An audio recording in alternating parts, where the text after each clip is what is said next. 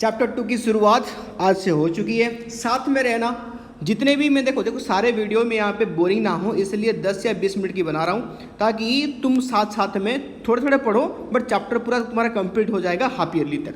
ठीक है, आज पढ़ाया तो आज खत्म कर दो, इसको कल तक रखना नहीं है। आज हम टॉपिक पढ़ेंगे और प्रैक्टिकल नोट्स के बारे में डिस्कस करेंगे। ठीक है, चैप्टर के नाम क्या है? Fundamental of partnership. ठीक है, देखो शुरू करते हैं। Chapter 2 fundamental of partnership. पहले पार्टनरशिप की डेफिनेशन सुन लो। डेफिनेशन ऑफ पार्टनरशिप यानी partnership is the relationship between persons who have agreed to share the profit of a business carried out only by all और any of them acting for all. यानी ये partnership actually में क्या है? ये एक relationship है। किसकी किसकी बीच में?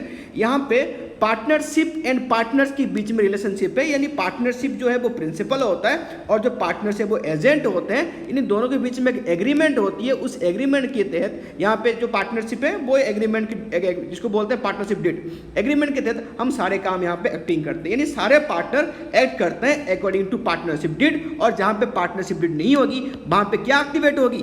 IPA इंडियन पार्टनरशिप एक्ट 1932 यहाँ पे क्या होगी? रिवाइज होगी और एक्टिवेट हो जाएगी, फिर उसके हिसाब से काम चलेगा। तो यहाँ पे इस डेफिनेशन में क्या क्वेश्चन छुपा हुआ था? What is the relationship between partners and partnership. तो यहाँ पे पार्टनरशिप किसकी रिलेशनशिप है? प्रिंसिपल एंड एजेंट की। अब लिखो नेचर ऑफ पार्टनरशिप। देखो यहाँ पे एक डाल दो, जो पार्टनरशिप एक्ट है वो ये होता है IPA 1932 एंड यहाँ पे डाल दो सेक्शन 4। पूरा पार्टनरशिप इसी में ही रन करता है, सेक्शन 4 के अंदर 1932 सेक्शन 4। ठीक है, तो यहाँ पे देखो, अब लिखो नेचर ऑफ पार्टनरशिप। दो पार्ट में डिवाइड करो, legal point of view and accounting point of view. Legal point of view, not a separate legal entity. यहाँ पे कैसे? यानी ये बोल रहा है कि लीगल पॉइंट ऑफ व्यू में पार्टनर और बिजनेस दोनों एक ही है, दोनों एक ही है। यानी अगर कोई एक्टिविटी, मान लो कोई क्रिमिनल एक्टिविटी पार्टनर के द्वारा हुआ, उसने बोल दिया नहीं मैं तो बिजनेस से किया, मैंने क्या किया यहाँ पे, तो लॉ क्या बोलता है? नहीं, ऐसे नहीं। तुम अपने बिजनेस को रन कर रहे हो तो तुम पार्टनर और बिजनेस, तुम्हारे डिसीजन बिजनेस का ही डिसीजन होता है, तो ऐसे नहीं होगा कि अलग अलग हो। तो यहाँ पे क्या हो गया? लीगल पॉइंट ऑफ व्यू में दोनों एक है, but accounting point of view में क्या है? बिजनेस अलग है और जो ओनर है, जो प्रोप्राइटर है, वो क्या है? अलग है, दोनों अलग अलग है। ठीक है, नेक्स्ट पे आ जाओ। एसेंशियल फीचर ऑफ पार्टनरशिप क्या है?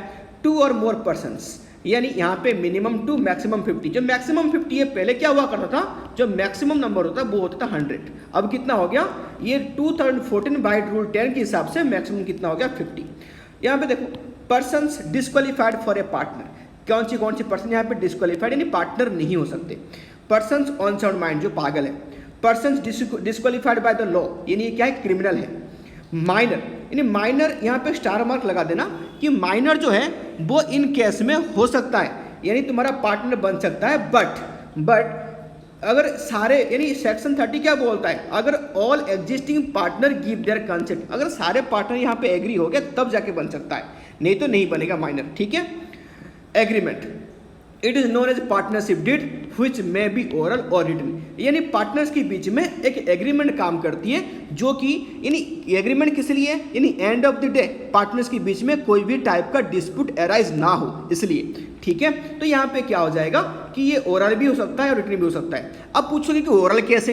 यानी देखो, अगर मान लो तुम पार्टनर्स हो, तुम आपस में बेहतर समझदारी तुम्हारे अंदर है, यानी एक दूसरे की बात को समझ जाते हो, तुम्हारे बीच में पक्का तुमको पता है कि कोई डिस्प्यूट होगा नहीं, तो वहाँ पे तुम ओरल कर सकते हो, otherwise written is very good.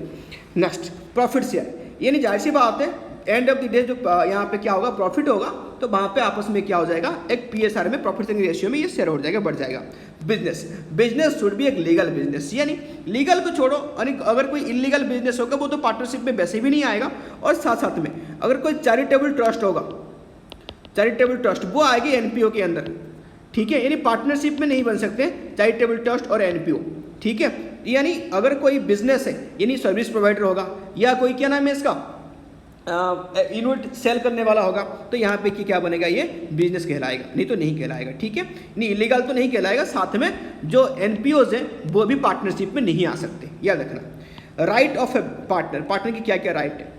Right to participate in the management of the business, ठीक है, बड़े आराम से करेगा। Right to consult about the business matter हो सकता है। Right to inspect of the books of account, तो बुक्स अकाउंट को इंस्पेक्ट भी करेगा। Right to take decision on behalf of admission, retirement and dissolution of the business, ठीक है। Right to take an interest on loan, ये कितना लेगा? अगर पार्टनरशिप डीड साइलेंट है according to Indian partnership act 1932, तो ये कितना लेगा? 6% यहाँ पे क्या लेगा? इंटरेस्ट लेगा। ठीक है, नेक्स्ट आ जाओ, partnership deed followed by articles of association AOA, और यहाँ पे क्या है? Memorandum of association MOA। ठीक है, यानी पहले आता है मेमोरेंडम, फिर आएगा आर्टिकल, फिर क्या आएगा? Partnership deed. ठीक है, इन सब के ऊपर सबसे ऊपर कौन है? IPA, Indian partnership act 1932। ठीक है, याद रखना है इसको। इसमें क्या क्या कंटेंट होता है, ये मैंने बहुत सारा आइटम इसमें होता है, यानी मैंने ओनली जो ओवरऑल आइटम है बोर्ड लगा रखा है यहाँ पे, उसको ध्यान दो। Description of a partner, firm की डिस्क्रिप्शन, हेडक्वार्टर कहाँ पे है, नेचर क्या है बिजनेस की, डिटेल्स ऑफ पार्टनर, इनका capital contribution, valuation of goodwill, rights and duties, ये सब यहाँ पे कहाँ पे? पार्टनरशिप डीड में यहाँ पे ये शो होती है। ठीक है, रिक्वायरमेंट ऑफ पार्टनरशिप डीड, ये मेन इंपॉर्टेंट पॉइंट है, इसको ध्यान देना, ये क्वेश्चन में पूछता है। क्या क्या requirement of partnership deed? Assign rights, duties and liability of the partners. Liability के साइड में लिखना है यहाँ पे, लाइबिलिटी जो होती है पार्टनरशिप कंपनी की अनलिमिटेड होती है। क्या होती है? अनलिमिटेड। अगर यानी अगर कोई डेब्ट चुकाने में पूरा बिजनेस की एसेट्स सफिशिएंट नहीं हुआ, या अपनी पर्सनल एसेट्स को बेच के इस डेब्ट को चुकाएंगे, यहाँ पे क्या कराएंगे? ये अनलिमिटेड लाइबिलिटी किसकी? पार्टनरशिप की। Solve the dispute arising between the partners, जाहिर सी बात है। Partnership did ignore over application of, क्या नाम है इसका? IPA 1932। यानी यहाँ पे क्या बोल रहा है? जहाँ पे पार्टनरशिप डिड नहीं होगा या साइलेंट होगा, यानी एनी केस यहाँ पे होगा, यहाँ पे क्या एक्टिविटी हो जाएगा? यहाँ पे एक्टिविटी हो जाएगा IPA 1932, इसके तहत सारे काम माना जाएगा। In case of minor partner only participate in the profit restricted in the criminal activity, यानी यहाँ पे क्या होगा? जो माइनर पार्टनर यहाँ पे आता है वो हमेशा प्रॉफिट में ही हिस्सा लेगा, लॉस बियर नहीं करेगा। यहाँ पे था नहीं, मैंने इसको एक्स्ट्रा ऐड करके रखा है, इसको पढ़ लेना। नेक्स्ट आ जाओ, प्रैक्टिकल नोट में आ जाओ। प्रैक्टिकल नोट ये बड़ा ध्यान से सुनना, ये तुमको बाकी किसी पे भी नहीं मिलेगा, ये मेरा ही नोट है, तो इसको बिल्कुल नोट करके रखना साइड साइड में। Treatment of item related to partners, यानी इस चैप्टर में हम पढ़ने क्या वाले हैं? इस चैप्टर में पढ़ने वाले हैं जो पार्टनर की रिगार्डिंग जितने सारे आइटम है उसकी ट्रीटमेंट पढ़ने वाले हैं। यानी मेनली हमारा किससे काम है? Profit and loss appropriation account से काम है। किससे काम है? प्रॉफिट एंड लॉस एप्रोप्रिएशन से। ठीक है, ध्यान देना इसको। अब यहाँ पे देखो, तो treatment of related to partners, इसको दो पार्ट में डिवाइड कर दो, यानी प्रॉफिट एंड लॉस अकाउंट कुछ आइटम मिलेंगे और कुछ आइटम मिलेंगे तुमको profit and loss appropriation account में। ठीक है, ये समझाऊंगा डिटेल्स में क्या है, और दूसरी पार्ट जब आ जाएगी, ये इसका पहला पार्ट है। अब सुन लो डिवाइड, अभी हम टॉपिक बस डिस्कस कर रहे हैं कि profit and loss account. Profit and loss account में दो आइटम होते हैं जो पार्टनर से लिंक करते हैं, रेंट टू द पार्टनर और interest on loan on partner, interest on loan. ठीक है, तो रेंट टू द पार्टनर, यानी कोई पार्टनर को अगर हमको रेंट देना हो, यानी मान लो यहाँ पे ABC तीनों पार्टनर थे, C की पर्सनल जगह पे हम अपनी बिजनेस खड़ा करके रखें, जाहिर सी बात है अगर हम किसी बाहर से लेते तो उनको रेंट देना पड़ता, तो ये रेंट किसको जाएगी? टू सीज। तो यहाँ पे इस केस में रेंट टू द पार्टनर की बात कही गई है। इंटरेस्ट ऑन लोन दो पार्ट की होते हैं, इंटरेस्ट फ्रॉम पार्टनर और इंटरेस्ट टू पार्टनर। तो हमारा टॉपिक यहाँ पे लिमिटेड कहाँ तक है? इंटरेस्ट टू द पार्टनर, क्योंकि बिजनेस पार्टनर से अगर लोन लिया होगा तो उस केस में पार्टनर्स को क्या देना पड़ेगा? इंटरेस्ट देनी पड़ेगी। अब जिसकी बात कर रहे थे, अगर पार्टनरशिप डीड साइलेंट है तो कितना परसेंट देंगे? 6% देंगे। ठीक है, प्रॉफिट एंड एप्रोप्रिएशन की कौन सी item? IOC, interest on capital, ठीक है, सैलरी, कमीशन और इंटरेस्ट ऑन ड्रॉइंग्स, ये हम आइटम के बारे में पढ़ने वाले हैं। तो प्रॉफिट एंड लॉस में दो आइटम हमने डिस्कस कर लिया, रेंट टू द पार्टनर और इंटरेस्ट ऑन लोन, और एप्रोप्रिएशन में क्या क्या आएगा? Interest on capital, salary, commission and interest on क्या आ गया? ड्रॉइंग्स। ये जो टेबल, इसको जिंदगी भर याद रखना। ठीक है, देखो मैं यहाँ पे कुछ आइटम यहाँ पे डिस्कस कर रहा हूँ जो तुम आने वाले दिन में बहुत काम आने वाला है, ये टेबल को बिल्कुल ढंग से रट लेना। आइटम्स, अगर तुम्हारा ये आइटम की नाम हो गया, ये सारे केसेस है, कौन सी केस में कौन से आइटम का क्या ट्रीटमेंट होगा। Interest on loan to the partner, अगर पार्टनरशिप डीड साइलेंट हुआ तो यहाँ पे क्या होगा? इंटरेस्ट ऑन लोन हम क्या करेंगे? कितने परसेंट देंगे? इंटरेस्ट ऑन लोन 6% देंगे कंपलसरी। ठीक है, इज टू बी चार्ज देना ही पड़ेगा, लॉस टाइम पे देना ही पड़ेगा, प्रॉफिट चाहे लेस देन है, प्रॉफिट यहाँ पे लेस देन है एप्रोप्रिएशन से, तो यहाँ पे भी देना पड़ेगा। नहीं any case interest on loan एक कंपलसरी एक्सपेंसेस है जो कि इज टू बी चार्ज देना पड़ेगा। रेंट यहाँ पे क्या हो गया? ये भी सेम है, इसका कोई परसेंटेज है नहीं, जो पार्टनरशिप डीड अगर नहीं है तो देना पड़ेगा, जितना होगा उतना देना पड़ेगा। यानी केस ये भी देना पड़ेगा। ठीक है, टिक मतलब देना पड़ेगा, क्रॉस मतलब नहीं देना पड़ेगा, याद रखना। IOC, अगर पार्टनरशिप डीड साइलेंट होगा तो नहीं देंगे। इज टू बी चार्ज लिखा होगा तो कंपल्सरी हो गया देना पड़ेगा, लॉस हो गया तो नहीं पे करेंगे।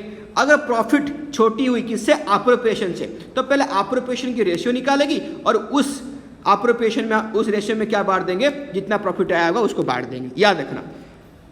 Salary and commission, partnership decided silent होगा तो यहाँ पे नहीं लेंगे, इज टू बी चार्ज लिखा देना पड़ेगा, और लॉस हुआ तो नहीं देंगे, और प्रॉफिट छोटी पड़ गई तो फिर रेशियो निकल के बढ़ जाएगी। IOD, interest on drawings, deed silent है तो नहीं लेना, इज टू बी चार्ज लिखा तो लेना ही पड़ेगा, लॉस है तो ये इनकम है ये लेना ही पड़ेगा, और यहाँ पे क्या है, अगर पार्टनरशिप प्रॉफिट छोटी है तो उसे कोई मतलब नहीं, ये भी लेना ही पड़ेगा पार्टनर से। नेक्स्ट आ जाओ, इंटरेस्ट ऑन लोन।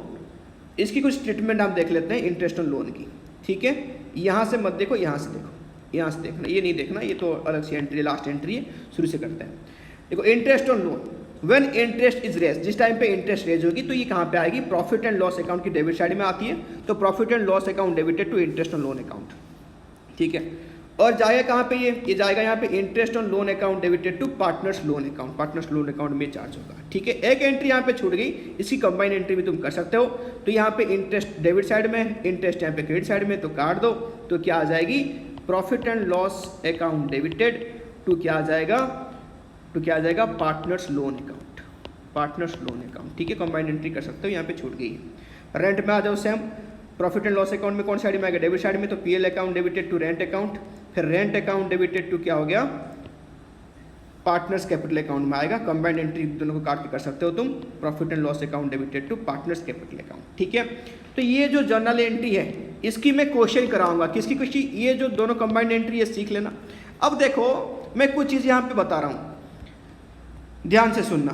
अब हम दो चीज़ के बारे में डिस्कस कर लिए, किसके बारे में डिस्कस कर लिए, एक हो गया हमारा इंटरेस्ट ऑन लोन, यानी ये जो इंटरेस्ट है कौन किसको पे करेगा, ये फर्म पे करेगा किसको, पार्टनर को। कौन किसको पे करेगा, फर्म पे करेगा यहाँ पे पार्टनर को।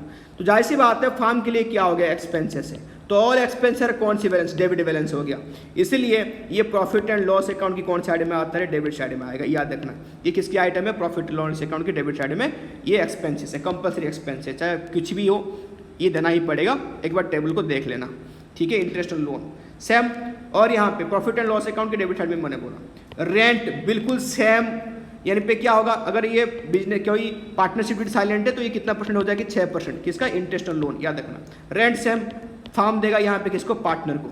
ये भी क्या है, एक एक्सपेंसेस है, तो ऑल एक्सपेंस है डेबिट बैलेंस, तो ये भी कौन साइड में आएगा, प्रॉफिट एंड लॉस अकाउंट की डेबिट साइड में आएगा। याद रखना, याद रखना इस चीज़ को, ठीक है।